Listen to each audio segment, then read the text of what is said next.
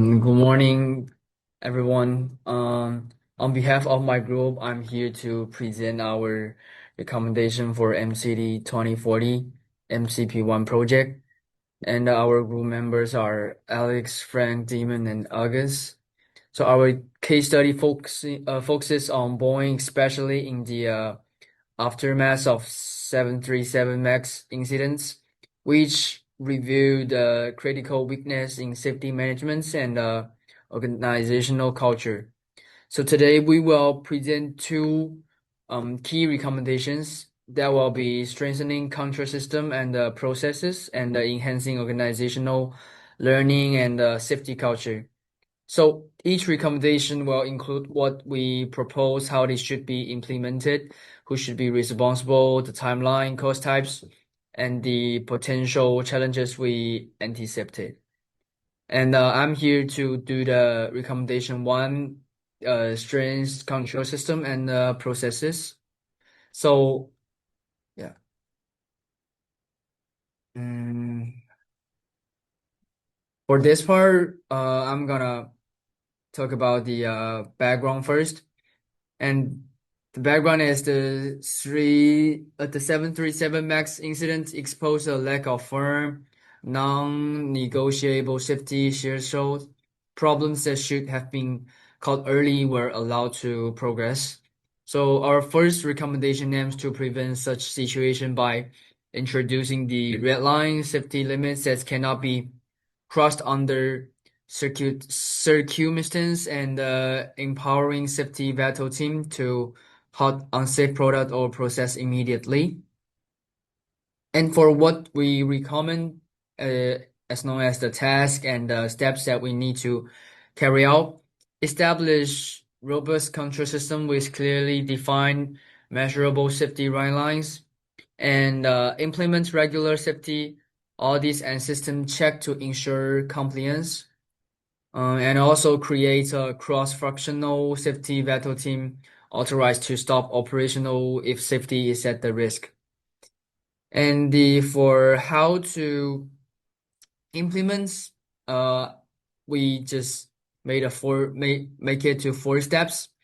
The first one is define red lines with measurable technical standards, and the second one is schedule regular safety audits and system reviews. The third one is form a cross-functional battle team with authority to halt unsafe operation. And the last one is embed safety checks in every stage of the process to ensure hazard and detect it early. Hello everyone, thanks for Alex's presentation. I will tell you for the another things. So the first one is people who will be charged or creating out each text. Maybe I think it has three parts. First one is Chief Safety Officers. Is CSO, and another one is Energy Cost control team, is the technical assignments. The safety voter team is decision-making authority on arts. So next part is timeline and luxury or expectation. It's about when and where. I think in the beginning of implementation with 3 months across all Boeing's manufacturers plants and design centers, because it has needed a lot of time to change the problem during the terms. After that, they can meaning continuous implement with quality review meetings to track performance. The next thing is cost steps of cost not accountment. In this part, I think it has 3 things that should be done. First one is training cost for the new safety for control, and next is staffing costs for safety voter teams, and the last one is equipment testing tools for safety assignment. But during the program, I think it must have potential problems, and so I think we should pay more attention to that. It can adjust the potential problem. So I think it may be two parts. First one is protection delays due to increase in checks, and another one is resistance from departments and delivery process. And I will introduce the recommendation two of background. I think the background is even the most advanced safety systems will fail if the organization control does not safety them.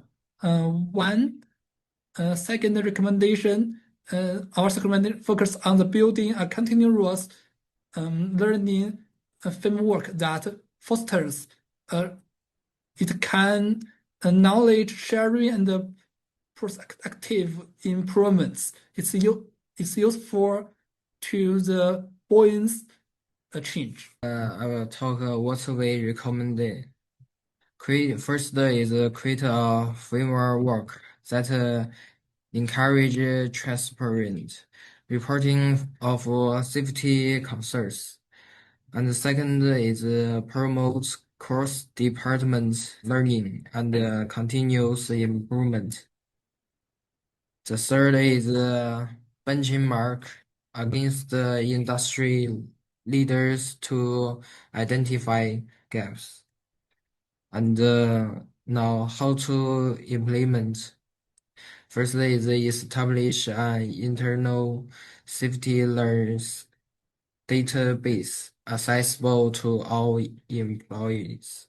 And second is conduct regular cross-department safety workshops and training seasons.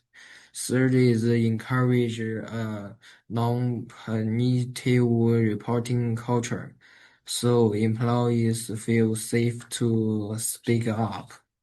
And the last one is benchmark safety practice against the top industry performance. And how will be responded? Human resource and training departments organize learning programs, and safety department manage the safety reporting system. The third is senior management sponsor and promote safety culture initiatives. And then is when and where.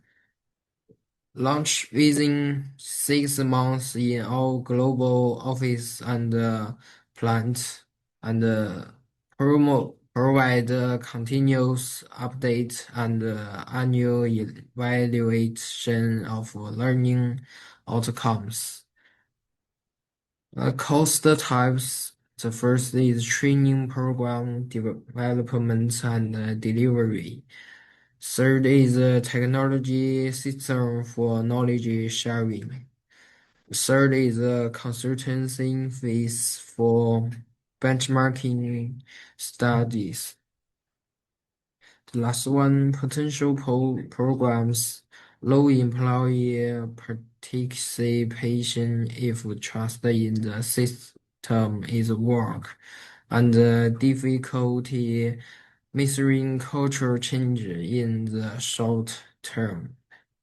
And to summarize, recommendation one provides the structural and procedural backbone. Firm safety limits regular audit and empowered vital authority.